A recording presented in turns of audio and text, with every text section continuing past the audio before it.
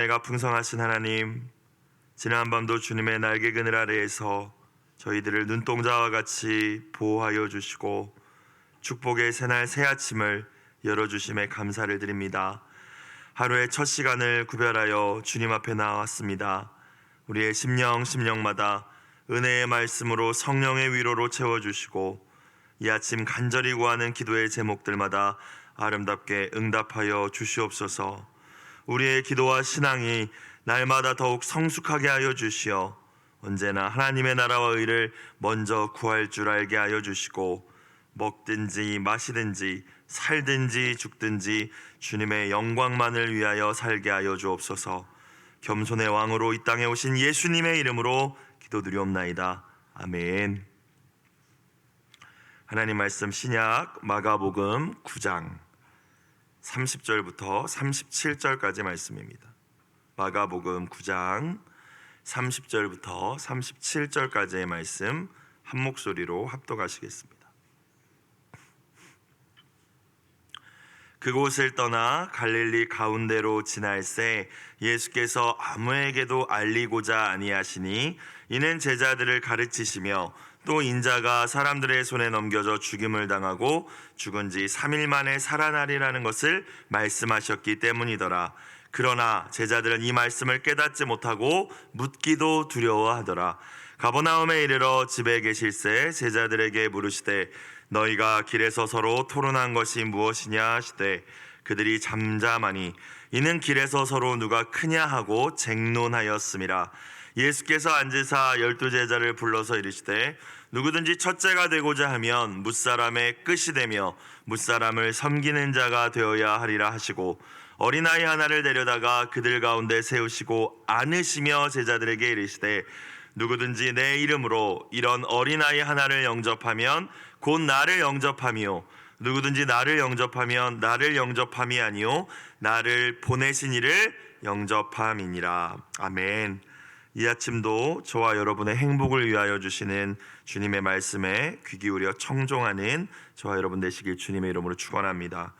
앞서서 마가복음 8장 27절 이하의 말씀에서 예수님께서는 제자들을 데리시고 빌립보 가이사랴 여러 마을들을 방문하셨다라고 나와 있죠. 빌립보 가이사랴. 예수님의 주 사역 무대는 여러분도 아시다시피 갈릴리 호수 근처의 이 성읍들 마을들이었습니다. 가버나움, 베세다, 가사라 이런 마을들 성읍 등이었죠. 그런데 마가복음 8장 27절에 예수님께서 그로부터 갈릴리 북단으로부터도 40km나 더 북쪽에 있는 이 빌립보 가이사랴라는 곳을 제자들과 함께 가십니다. 목적을 가지고 데리고 가셨던 거예요. 가이사랴라는 이름에서도 알 수 있듯이 가이사 로마의 황제 시저를 의미하죠. 그러니까 황제를 위하여 바쳐진 도시. 이 도시를 바친 이의 이름 빌립을 따서 가이사랴 빌립보였습니다. 황제를 신으로 숭배하던 성읍이었어요. 로마의 수많은 신들뿐만이 아니라 황제까지 신으로 열렬히 숭배하던 그 이방인들의 정말 화려한 도시에서 예수님께서는 그곳으로 제자들을 데리고 가셔서 물으셨죠. 사람들이 나를 누구라고 하느냐? 그리고 너희한테 나는 누구냐? 너희는 나를 누구라 하느냐? 시몬 베드로가 대답했습니다. 주는 그리스도이십니다. 그리고 마태복음에는 살아계신 하나님의 아들이십니다 라는 고백도 함께 기록되어 있습니다. 사람들이 예수님에 대해 이야기하는 것처럼 예수님이 그저 능력 많은 예언자, 성경을 풀어주는 어떤 서기관 또는 선지자가 아니라 하나님의 아들이십니다. 하나님이십니다라는 의미죠. 구약의 예언대로 우리를 구원하시기 위하여 오신 우리의 구원자 그리스도가 되십니다. 황제나 로마의 신들이 우리의 주가 아니라 예수님께서 우리의 주가 되십니다 라는 고백이었습니다. 실로 정말 엄청난 고백이었어요. 예수님께서는 이때 처음으로 제자들에게 당신께서 종교 지도자들에 의해 버림받고 고난당하고 죽임당할 것임을 말씀하시죠. 처음으로. 그리고 3일 만에 내가 그러나 살아날 거야 라고 부활까지 예고하시며 가르치셨습니다.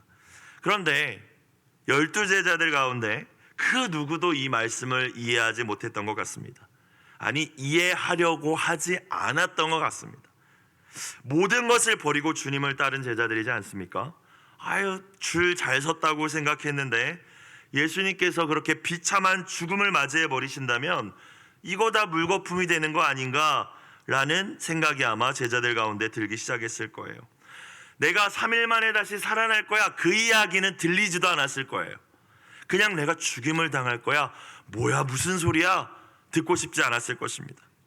예수님께서 예루살렘에 입성하셔서 로마 군대들을 다 몰아내시고 이스라엘의 정치적인 독립을 이루실 그 메시아가 되시는 게 아닌가, 그래서 내가 따랐던 것인데, 다윗 왕과 같이 이스라엘을 과거의 이스라엘의 영광을 회복시켜 주시고 정말 우리를 다 잘 먹고 잘 살게 해주실 왕이 될 예수님을 기대하고 내가 따랐던 것인데, 아니 그냥 죽는다니, 이거는 듣고 싶지 않았던 이야기였던 것이죠. 자신들에게도 부와 명예와 권위를 주시고 예수님 옆에 대단한 자리 한 자리씩은 앉게 해주셔야 되는 예수님이 나 죽어야 돼, 나 이제 곧 버림받아서 죽을 거야 라고 하니까 듣고 싶지 않고 받아들일 수 없는 이야기였을 거예요. 거부하니까 당연히 이해할 수조차 없었을 것입니다. 우리가 아는 것과 같이 심지어 베드로는 어떻게 했습니까? 예수님을 붙들고 항변했다고 해요. 그런 일은 일어나면 안 됩니다 라고 했다는 거죠. 방금 전에 멋진 신앙 고백을 했던 베드로를 향하여 예수님은 사탄아 내 뒤로 물러가라 말씀하십니다. 너가 하나님의 일이 아니라 사람의 일을 생각한다. 자, 이 가이사랴 빌립보로부터 예수님은 이제 남쪽을 향하여서 계속 이동하시는데요, 예루살렘을 향하여서 가고 계시는 것이죠. 예수님께서 이 땅에서 행하실 마지막 사명인 이제 십자가를 향하여서 예수님의 여정이 시작된 것입니다. 자, 30절 말씀. 그곳을 떠나 갈릴리 가운데로 지날새 이제 빌립보 가이사랴로부터 다시 내려오신 거예요. 그래서 갈릴리 지역까지 다시 오신 것입니다. 자, 예수께서 아무에게도 알리고자 아니하시니,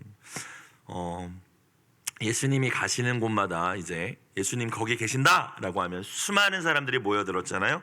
그런데 예수님이 비밀이 이번에는 가기를 원하셨다라는 의미입니다. 예루살렘을 향하여서 지금 걷고 계신 이 길을 사람들이 그렇게 떠들썩하게 알기 원하지 않으셨어요. 무리들이 몰려드는 것을 원치 않으셨다라는 의미죠. 무리들이 몰려든다면 열렬히 환호하고 또 예수님을 억지로 임금 삼으려 할 것인지도 모를 것이기 때문이었습니다. 또 예수님이 목적지가 예루살렘이라는 것을 알게 된다면 이스라엘의 왕의 성읍이지 않습니까? 성전이 있고 아마 더 열광하면서 와, 이스라엘 이제 예루살렘 가시는구나, 폭동을 일으킬지도 모르는 상황이었을 거예요. 그렇다면 오히려 그 무리가 십자가를 향하여 가시는 예수님의 길에 방해가 됐을 것입니다. 그래서 예수님께서는 아무에게도 이번에는 알리고자 하시지 않았던 거예요. 제자들만 데리시고 그 길을 가기 원하셨습니다. 묵묵히 당신의 십자가를 향하여 그 고독하고 외로운 길을 걷기로 선택하신 것이죠. 그리고 함께 그 길을 걸어갈 제자들에게 오늘 말씀을 보니까 다시 한번 죽음과 부활을 예고하십니다. 31절. 이는 제자들을 가르치시며 또 인자가, 예수님 스스로를 가리키는 말씀이죠, 사람들의 손에 넘겨져 죽임을 당하고 죽은 지 3일 만에 살아나리라는 것을 말씀하셨기 때문이더라. 제자들에게 이걸 다시 말씀하시면서 이제 이 십자가를 향하여서 조용히 가기를 원하셨다라는 거예요.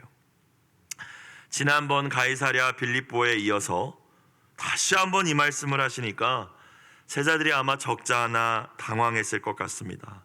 그렇다고 지난번 베드로가 그랬듯이 누군가 나서서 말할 수도 없는 그런 상황이었을 거예요. 서로 눈치만 보면서 예수님의 죽음 그리고 다시 살아나실 것이라는 이 이야기 도무지 이해할 수도 없는, 아니 가는 곳마다 기적 일으키시면서 사람들이 그렇게 환호하는데 스스로 왕이 되겠다 말씀하시면 다 따를 텐데 왜 자꾸 죽겠다고 하시는 건지 이해하고 싶지도 않은 말씀이었을 거예요. 그래서 32절 오늘 볼까요? 그러나 제자들은 그렇게 십자가의 길을 가시며 다시 한번 죽음과 부활을 예고하시는 그 예수님의 말씀을 어떻게 했대요? 깨닫지 못하고 묻기도 두려워하더라. 깨닫길 원하지 않았기 때문에 깨닫지 못했던 것이죠. 여러분, 묻기도 두려워하더라. 모르겠으면 물어봤어야 되죠. 주님, 그 말씀의 의미가 도대체 무엇입니까? 저희는 이렇게 생각을 하는데 주님은 그렇게 말씀하시니 저희 마음이 어려운데요. 주님, 그 말씀의 의미가 무엇입니까? 저희가 어떻게 깨달아야 합니까? 그런데 안 물어봤던 거죠. 여러분, 왜 안 물어봤을까요? 오늘 묻기도 두려워하더라 라고 나오죠. 왜 물어보길 두려워했을까요? 감이 온 거죠. 물어보면 우리가 듣기 싫어하는 말씀하실 것 같은 감이 온 것입니다. 내 기대와 다른 답을 주실 것임이 예상되었을 때 이해하고 싶지 않기 때문에 물어보지 않은 것이죠. 자, 저와 여러분에게 적용해 볼까요? 여러분, 하나님이 여러분에게 무언가 말씀하셨을 때 성경을 읽으시다가 때로는 목사님 말씀을 통하여 상황과 환경을 통하여 무언가를 말씀하셨습니다. 특별히 우리의 순종과 희생과 헌신에 대해서 말씀하실 때 대충 감은 오는데 이 명확한 뜻을 잘 이해가 안 됐을 때 그 뜻을 깨닫고 이해하기 위하여 여러분은 주님께 질문하십니까? 주님, 제가 더 잘 순종하고 싶은데, 회개할 것이 있으면 더 잘 회개하고 싶은데 명확한 뜻을 가르쳐 달라고, 깨닫게 해주신 대로 순종하겠다는 결단이 있을 때 우리가 그런 주님께 묻는 기도를 드릴 수 있겠죠. 아니면 오늘 제자들처럼 대충 감은 오니까요, 순종하고 싶지 않으니까요, 그 길은 가기 싫으니까요, 내 뜻대로 계속 고집하고 싶기 때문에 묻기도 두려워하고 그냥 덮어버리신 것은 아닙니까? 아마 주님께서 우리의 신앙의 여정 가운데 수많은 말씀들을 주셨을 거예요. 그런데 오늘 제자들과 같이 안 듣는 것이요, 이해하고 싶지 않은 거예요. 그것에 대해서 더 자세히 내가 알기 원하지 않는 것입니다. 왜? 나를 더 십자가의 길로 몰아붙이실까 봐 두려운 거죠. 제자들도 아마 그랬으리라 생각이 듭니다. 이제 예루살렘을 향하여 가시는 예수님, 그 십자가의 길을 걷고 계신 예수님과 달리 제자들의 머릿속에는 이제 예수님께서 그곳에 가셔서 혁명을 일으켜 주셔야 되는데, 새롭게 세워질 이스라엘 왕국에서 이제 우리들 한 자리씩 해야 되는데 그 마음들만 가득 차 있었어요. 그러니까 그 이야기 듣고 싶지 않죠. 묻고 싶지 않죠. 아마 다 이런 마음들만 있었을 겁니다. 이제 그곳에서 혁명을 일으키시고 로마 군대도 다 쓸어버리시겠지. 그리고 왕위에 오르신다면 아마 가장 높은 자리는 내가 가져야 되지 않을까? 다 이 생각을 가지고 있었을 거예요. 그런데 이제 생각해 보니까 근데 12명씩이나 되잖아 이거. 가장 높은 자리는 내가 돼야 되는데 내가 얼마나 많이 헌신했는데, 내가 가장 많은 걸 포기하고 예수님을 따랐는데, 그 마음속에 있던 야망과 욕망이 이제 입 밖으로 나오기 시작했을 거예요. 야, 내가 너보다 낫지 않냐? 가장 높은 자리는 내 거지, 나한테 어울리지. 예수님의 죽음과 부활에 대해서는 침묵했던 그들이 누가 높냐, 누가 이제 가장 높은 자리 차지할 것이냐, 크게 떠들기 시작했을 것입니다. 예수님 마음이 어떠셨을까요? 여러분, 우리가 예수님을 따른다고 하면서 예수님을 이용해서 한 자리 차지할 생각만 가지고 있다면 제자들을 바라보는 그 눈빛으로 아마 우리를 슬픈 눈빛으로 바라보시지 않으시겠습니까? 가버나움에 이제 도착하신 예수님께서 조용히 제자들에게 물으시죠. 33절, 가버나움에 이르러 집에 계실새 제자들에게 물으시되, 몰라서 물어보신 것이 아닙니다. 너희가 길에서 서로 토론한 것이 무엇이냐 하시되. 개역개정은 토론이라는 참 점잖은 단어를 사용했지만 그렇게 시끄럽게 서로 다투었던 이유가 뭐냐, 뭐 때문에 너희가 그런 거냐 물으신 거예요. 여러분, 다 알고 계시면서 물으신 거죠. 하나님 나라의 질서에 대해서, 하나님 나라에 위대하게 되는 그 방법에 대해서, 제자도에 대해서 가르치시기 위하여서 질문으로 시작했던 것입니다. 그런데 34절을 보시니까요, 잠잠했어요. 왜요? 알았던 거죠. 부끄러웠던 거예요. 머리로는 이것이 주님 따르는 길 아니고 하나님 원하시는 거 아니라는 거 알면서도 그들의 입 밖으로 내뱉었던 말들은 다 내가 한 자리 할 거야, 내가 최고야, 내가 예수님한테 제일 많이 헌신하고 희생했으니까 내가 제일 높은 자리에 앉아야 돼, 이 이야기 했다는 거, 부끄럽다는 거 알았다는 것이죠. 모르지 않았다는 거예요. 이는 길에서 서로 누가 크냐 하고 쟁론하였음이라. 33절의 토론과 같은 의미의 단어이죠. 말다툼하고 서로 언성을 높이고 따졌다라는 것입니다. 35절 이제 예수님 가르치십니다. 예수께서 앉으사 12제자를 불러서 이르시되 누구든지 첫째가 되고자 하면 무사람의 끝이 되며 무사람을 섬기는 자가 되어야 하리라. 우리 예수님의 오래 참으심은 참 정말로 대단하신 것 같습니다. 야, 내가 진짜 얼마나 많은 기적을 보여줘야 돼? 내가 얼마나 많은 말씀을 풀어줘야 돼? 여러분, 예수님 같이 명설교가가 더 나올 수 있을까요? 하나님이신데요. 예수님 같은 어떤 그 위대한 어떤 분이 더 사역하실 수 있을까요? 어떤 목회자 사역자가? 그런데 그렇게 아무리 이야기해도 못 알아듣고 깨닫지 못하고 여전히 하나님 나라 가치관에 1%도 채워지지 않은 제자들을 향하여서도 포기하지 않고 또 가르치십니다. 다시 가르치시고 다시 말씀하시고, 이것이 여러분 주님의 사랑임을 깨달을 수 있는 이 아침이 되시길 주의 이름으로 축원합니다. 자, 뭐라고 가르치십니까? 35절 보시면 하나님 나라의 질서에 대해서 가르치시는 거예요. 우리가 영원히 누려야 될 하나님 나라, 이 땅에 또 이루어가야 할 하나님 나라, 제자라면 그 하나님 나라 가치관을 가지고 하나님 나라를 일구어 나가야 될 사람들인데, 이 제자들의 가치관은 예수님 따른다고는 하지만 다 세상 가치관이잖아요. 많이 배운 사람, 많이 가진 사람, 높은 지위에 있는 사람, 권력과 명예를 가진 사람이 위대하다. 그리고 그 위대하게 다 되기를 원하는 한 가지 이유는 더 많이 지배하고 더 많이 짓누르기를 원해서죠. 그래서 내가 계속 누리기 원해서, 이게 세상의 가치관인데 주님께서 그걸 뒤집어 엎으시고 계십니다. 하나님 나라에서 첫째, 가장 높은 자, 가장 위대한 자가 되는 방법, 그러니까 하나님께서 최고로 인정하시는 사람, 최고로 높여주시는 사람이 어떤 사람인지를 가르쳐 주시는 거예요. 그게 진짜 첫째니까요. 영원한 삶 가운데 첫째로 살 수 있는 방법을 가르쳐 주신 거죠. 그게 뭘까요? 35절 후반부를 다시 볼까요? 무사람의 끝이 되며 무사람을 섬기는 자가 되어야 하리라. 섬기는 자, 한 단어로, 한 글자로 종입니다. 여러분, 굉장히 듣기 싫은 말이었을 거예요. 저희는 뭐 노예나 종을 이제 이 시대는 없으니까 그렇게 확 다가오지 않지만, 쉽게 말하면 너 꼴찌 되고 노예가 될 생각해야 돼 라는 말이거든요. 그게 하나님이 보실 땐 위대하고 첫째 되는 일이야. 경쟁에서 뒤처지고 실력 쌓지 말고 꼴찌하라는 의미가 아닙니다. 그렇게 해석해서는 안 되고요. 하늘 보좌를 버리시고 자기를 비우셔서 인간의 모습으로 오신 예수님께서 스스로 낮아지기를 선택하신 것이죠. 능력이 없어서 꼴찌가 된 게 아니라요, 스스로 비워서 내가 선택하신 것입니다.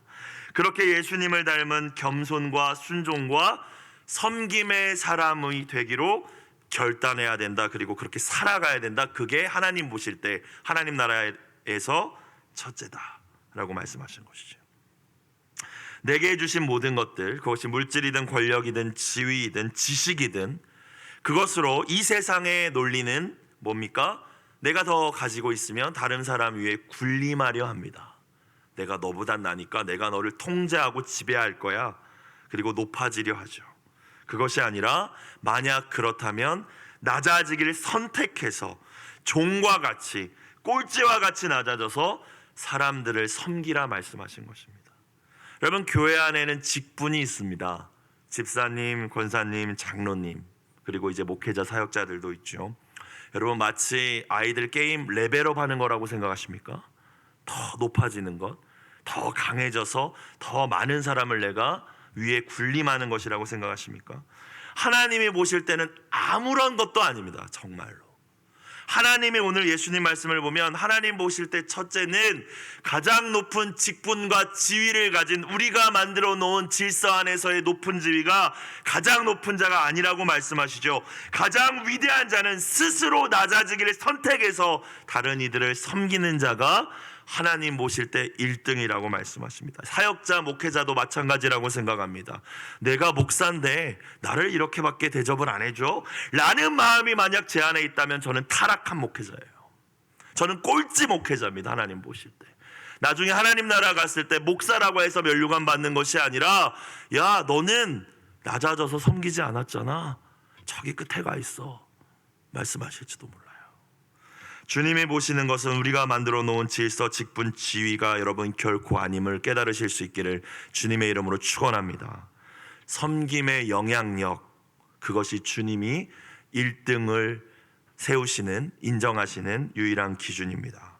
말씀을 들었던 제자들 표정이 어땠을까요? 뭐야? 아마 이런 표정이지 않았을까요? 아니 뭐야? 예수님 죽고 부활하신다는 이야기도 듣기 싫은데 꼴찌되라고 하시니, 노예처럼 사는 것을 선택하라고 하시니, 그리고 그게 높아지는 방법이라고 하시니까 제자들이 지금까지 가져온 가치관과 세상 질서에 물들어온 이 삶과는 정면으로 충돌하는 거잖아요. 예수님께서 다시 한번 더 구체적으로 하나님 나라 질서를 가르치십니다. 이번에 어린아이 하나를 데려다가 가르치셔요. 36절 37절 보겠습니다. 어린아이 하나를 데려다가 그들 가운데 세우시고, 자 이제 보라 하신 것이죠. 자 그리고 안아주십니다. 안아서 아마 이렇게 예수님 무릎에 앉히셨던 것 같아요. 이렇게 옆에다 딱 앉히시면서 제자들에게 말씀하십니다. 37절, 누구든지 내 이름으로 라고 말씀하시죠. 이 세상 질서를 따른다면 할 수 없지만 내 이름으로, 그러니까 나 때문에, 내 이름 때문에, 너희가 나를 따른다라는 제자이기 때문에, 내 말씀을 믿고 순종하기 때문에라는 의미입니다. 세상 질서와 너희의 인간의 타락한 본성을 따르는 게 아니라 내 이름으로 어떻게 해야 된대요? 이런 어린아이 하나를 영접하면 그것이 곧 나를 영접하는 것이다. 영접, 영어로 웰컴입니다. 환대하는 거예요. 환영하는 것입니다. 환영은 누구에게 합니까? 종이 주인에게 하고 신하가 왕에게 하는 것이 환대입니다. 좀 고급진 식당에 가면은 종업원분들이 다 나오셔서 막 고개를 숙이고 조아리고 주문 메뉴판부터 갖다 줄 때부터 무릎을 꿇고, 여러분 그게 환대입니다. 그게 영접이라는 단어의 의미예요. 자, 고대 사회의 어린아이는 사람 수에도 들어가지 않았습니다. 하찮은 존재로 여겨졌어요. 여자와 어린아이 마찬가지였습니다. 예수님 당시는 말할 것도 없었죠. 영접의 대상은 절대 아니었어요. 가장 낮은 존재, 하찮은 존재, 노동력의 1도 보탬이 안 되는 존재, 그게 어린아이였어요. 근데 예수님께서 그 어린아이를 안으시고 보여주시면서 하나님 나라 질서에 대해서 말씀하시면서 자꾸 첫째가 되려고 자꾸 높아지려고 하는 제자들에게, 너희가 나 때문에 이런 어린아이 하나를 영접하는 것이고 나를 영접하는 것이고, 나아가서 나를 보내시니 하나님을 영접하는 것이다. 하나님을 섬기는 것이다. 하나님께 영광을 돌리는 삶이란 그런 것이다. 그리고 그것이 진짜 하나님 보실 때 1등의 삶이다라고 말씀하여 주신 줄로 믿습니다. 예수님을 믿고 따르는 제자의 마땅한 태도가 무엇일까요? 작고 연약하고 소외된 자들을, 마치 높은 지위에 있는 이들을 우리가 섬기고 영접하고 그들의 앞에서 우리가 낮아지듯이 어린아이 같은 자를 그렇게 대해야 된다는 것입니다. 그것이고 예수님을 영접한 것이고 하나님을 영접한 것이다. 천국에서 위대한 자, 하나님이 보실 때 나중에 1등이라고 하나님이 인정하시는 자는 그런 자다라고 말씀하시죠. 오늘 이 새벽에 나오신 여러분이 간구하시는 기도의 제목들은 무엇이십니까? 예수님의 능력을 힘입어서 내가 가진 집값 좀 올려주세요. 또는 부동산 값 좀 올려주세요. 더 부해지고, 그래서 포장은 할 수 있겠죠. 그러면 하나님 가난한 사람 도울게요. 헌금 더 할게요. 하지만 우리 깊은 곳에 있는 욕망은 혹시 그래서 더 잘 먹고 잘 사는 것, 그것을 가지고 우리가 혹시 기도하고 계시지 않습니까? 부모님들이 많이 계신데 또 손자 손녀를 위하여 기도하실 때 무엇을 기도하세요? 마치 그 신명기 말씀, 머리가 될지언정 꼬리는 안 되게 해주십시오. 솔로몬 같은 지혜를 주셔서 막 이렇게 우리가 기도하지 않습니까? 물론 그 기도가 잘못됐다는 말씀은 아닙니다. 그런데 의도가 무엇이냐는 거죠. 그래서 왜 그것을 구하는가? 만약 우리만 잘 먹고 잘 살기 위해서 더 많은 사람을 군림하고 지배하고 통치하려는 욕망 때문에 그렇게 구하고 있다면, 오늘 십자가의 길을 가시는 예수님을 전혀 이해하지 못했던 제자들의 모습이 저와 여러분의 모습과 별반 다를 바 없을 것입니다. 오늘의 말씀을 붙잡고 저와 여러분 이런 기도를 드려야 마땅하지 않을까요? 하나님, 저희와 저희의 자녀들이 이 땅에서 맡겨진 일들을 성실하게 우선 감당하게 하여 주시고, 하나님께서 무언가를 우리에게 허락하신다면 그 허락하신 모든 것들을 어린아이와 같이 연약하고 스스로 갚을 수도 없고 가난하고 소외된 이들을 섬기기 위해서, 내가 아니라 다른 사람의 행복과 유익을 위해서 사용하게 하여 주시옵소서. 이 기도로 이 아침 주님 앞에 나아가는 저와 여러분이 되시기를 주님의 이름으로 축원합니다. 하나님 나라의 1등, 하나님 나라의 위대한 자가 되는 것이 이 땅에서 우리의 신앙과 삶의 목표가 되어야 할 줄로 믿습니다. 오늘 매일 성경 기도 제목처럼 주님, 제가 섬기려고 찾아 내려가야 할 끝자리가 어디인지 가르쳐 주소서. 가르쳐 주실까 봐 무서워서 안 물어보는 게 아니라요, 하나님 그곳이 어디입니까? 가라 하시면 내가 가겠습니다. 그 마음으로 구할 때 주님의 십자가의 길을 따르는 그곳이 어디인지 저와 여러분에게 오늘 보여주실 줄로 믿습니다. 이 은혜가 함께 하시길 주의 이름으로 축원합니다. 기도드리겠습니다. 사랑과 은혜가 풍성하신 하나님 아버지, 고난과 순종 없이 열매만을 구했던, 십자가 없이 영광만을 구했던 우리의 지난 삶과 신앙을 회개하기 원합니다. 내 기대와 다른 말씀 앞에서도 주님의 뜻을 겸허히 묻고 순종하게 하시고 하루하루 예수님을 닮아가며 순종과 섬김의 삶을 살아가는 저희가 되게 하여 주시옵소서. 다른 이들을 누르고 이기고 높아져서 더 많은 사람을 지배하는 것을 우리 삶의 목표로 삼지 않게 하여 주시고, 우리가 어느 자리에 있든지 늘 스스로 낮은 자리를 선택하며 종의 모습으로 가장 연약한 자까지도 섬길 줄 아는 주님의 참 제자가 되게 하여 주옵소서. 십자가까지 낮아지사 생명을 내어주시며 우리를 섬기신 예수님의 이름으로 기도드리옵나이다. 아멘.